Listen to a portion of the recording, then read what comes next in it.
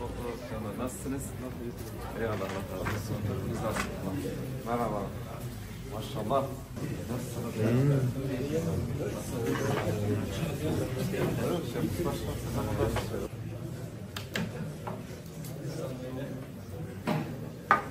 Bilmiyorum. Bence de çoğu da görmemiş. Yani şahit olmamış.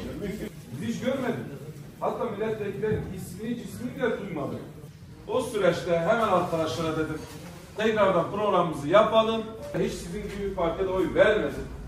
Ancak dedi şunu itiraf edeyim ki gerçek milletvekilimiz sizsiniz edelim ve özellikle sorun sıkıntılarını beraber çözelim. Bugün de düzenlenmemiş ki. Yani İslam'ın eğitim sistemine göre bu ne? Mersin milletvekiliyim ve o zaman seçim çalışmasını yaptığım süreçte bizim ziyarete gidelim. Peygamber Sevdalıları Vakfı Milli Eğitim Bakanlığı'yla bir protokol imzalamış ve bu protokolda da gençlerin bilinçlenmesi için, şuurlanması için, Peygamber Aleyhisselatü Vesselam'ın ahlakını öğrenmesi için bir yarışma düzenliyorlar. Ve bundan daha güzel bir çalışma, daha doğal bir çalışma olmaz. Peki bu kimi rahatsız etmiştir? Hangi çevreleri rahatsız etmiştir? Kardeşlerim sırasıyla söyleyeyim. 1. CHP ve uzantılarını rahatsız etmiştir. 2. Ümit Özdağ denen ırkçı, kafatasçıyı rahatsız etmiştir. 3. Kimi rahatsız etmiştir? İşte DEM Parti veya PKK ve uzantılarını rahatsız etmiştir. Bunun için ki kalkmışlar meclise Diyarbakır milletvekilleri olarak soru önergesi vermişler. Kimin için soru önergesi vermişler? Peygamber Sevdalıları Vakfı için. Bilinçli bir şekilde peygamberin ahlakının anlatılmasından rahatsızdırlar. Niye rahatsız oluyorlar? Tıpkı Mekke'de Mekke müşriklerinin Peygamber Aleyhisselatü Vesselam'a düşmanlık ettiği gibi onun ahlakının güçlü olmaması için, ahlakının yayılmaması için tepki gösterdikleri gibi bugün de zamanın Ebu Cehilleri ve onun zihniyetine sahip olan aynı şekilde Türkiye'de de rahatsızdılar. Çünkü Peygamber Aleyhisselatü Vesselam'ın ahlakı o zamanda Mekke müşriklerinin karşı çıkmasının bir sebebi Peygamberin davasının, adaletinin yayılması, ahlakının yayılması, onların o sömürü düzeninin çarklarını, dişlerini kırıyordu. Ve o sömürü düzenlerinin o çıkar sistemlerini bozuyordu. Bundan dolayı karşı çıkıyorlardı. Ve bugün de buna karşı çıkanlar biliyorlar ki peygamberin ahlakının hakim olması istedikleri şekilde bu gençleri daha kaçıramazlar.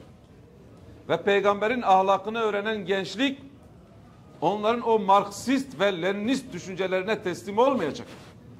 Ve bundan dolayı aslında peygambere düşmanlık ediyorlar.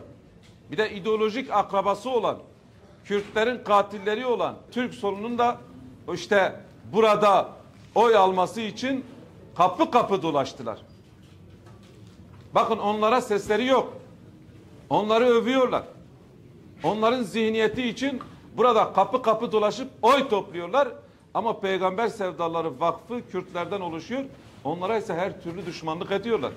Dersim katliamında, Zilan katliamında Kürtleri katleden, Kürt küçük kız çocukları yakan o zihniyet için oy topluyorlar.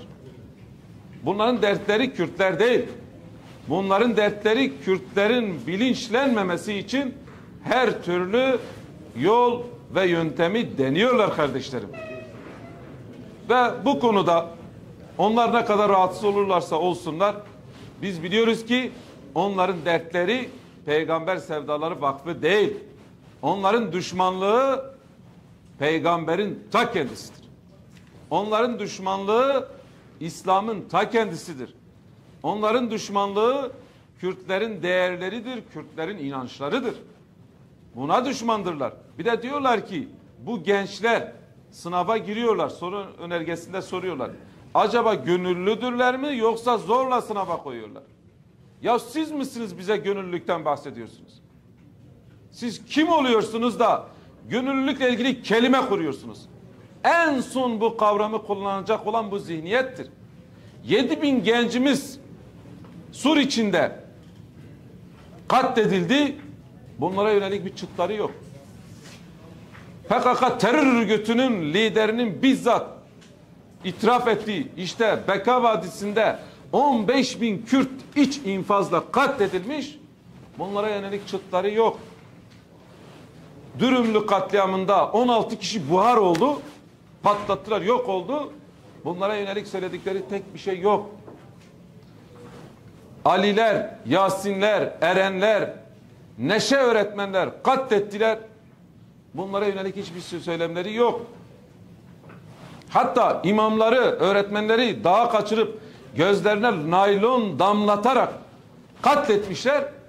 Bunlara yönelik bir şey yok. Gelip bize insanlık dersini vermeye çalışmasınlar. Bunlar demokratik sahtekardırlar. Gerçekten demokratik sahtekardırlar.